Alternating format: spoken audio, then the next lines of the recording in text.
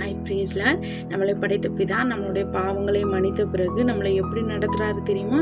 சங்கீதம் 32:8 நான் உனக்கு போதித்து நீ நடக்க வேண்டிய வழியை உனக்கு காட்டுவேன், உண்மையில் என் கண்ணை வைத்து உனக்கு ஆலோசனை சொல்லுவேன் அப்படின்னு சொல்றாரு. அப்படின்னா என்ன? நம்மளை படைத்த பிதா தான் நமக்கு அறிவும் ஞானத்தையும் கொடுக்கிறவர். நமக்கு எதை செய்யணும் செய்யக்கூடாதுன்னு தெரியாது, பட் நம்ம பிதா நமக்கு ஆலோசனை கொடுப்பாங்க. அவர் கொடுக்கிற கற்பிக்கிற அந்த ஞானம் இந்த உலக ஞானத்திலும் மேலானது.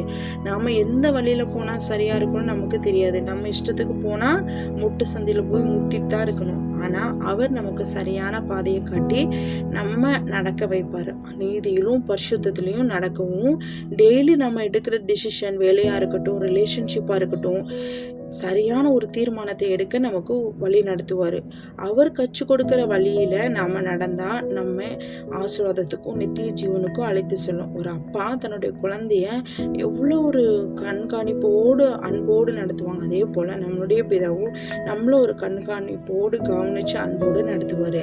நீங்கள் டெய்லி ப்ரேயர் பண்ணுறீங்களே, அதில் இந்த வேர்ட்ஸையும் நீங்கள் சேர்த்துக்கோங்க.